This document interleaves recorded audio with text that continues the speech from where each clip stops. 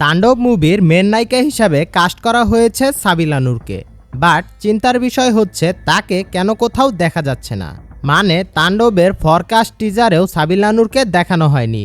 সেই জন্য সবাই বলছে সাবিলা নূর কি আসলেও মেন নায়িকা নাকি এমনি তাকে দেখানো হবে।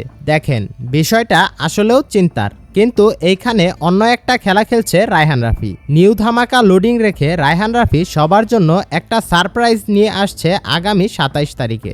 আগামী ২৭ তারিখে সাবিলা নূরের জন্মদিন উপলক্ষে তাণ্ডব মুভির প্রথম রোমান্টিক গান আসতে চলেছে SBF ইউটিউব চ্যানেলে, যেখানে সঙ্গীত শিল্পী হিসাবে থাকবেন বাংলাদেশের জনপ্রিয় সঙ্গীত শিল্পী হাবিব ওয়াহিদ ও পাকিস্তানি শিল্পী আইমা বেগ। শাকিব খানের রিসেন্ট কয়েকটি ছবিতে সুন্দর সুন্দর গান উপহার দিয়েছেন দর্শকদের, এবং তার মধ্যে বেশিরভাগ সিঙ্গারই তরুণ। এবার তাণ্ডবের সুযোগ পেলেন আরও একজন নতুন তরুণ শিল্পী। তাণ্ডবের ফরকাস্টে র্যাপ অংশটুকু বেশ এনার্জেটিক ছিল, যেখানে কণ্ঠ দিয়েছেন তরুণ শিল্পী সিফাত আবদুল্লাহ আবির এবং মিউজিক কম্পোজ করেছেন তানভীর আহমেদ। তবে আশা করা যায় তাণ্ডব মুভির প্রত্যেকটা গান হবে মাস্টারপিস। তবে যাই হোক, দীর্ঘ 10 বছর পরে আবার জয়া ও শাকিব খানের জুটি সবার নজর কেড়েছে।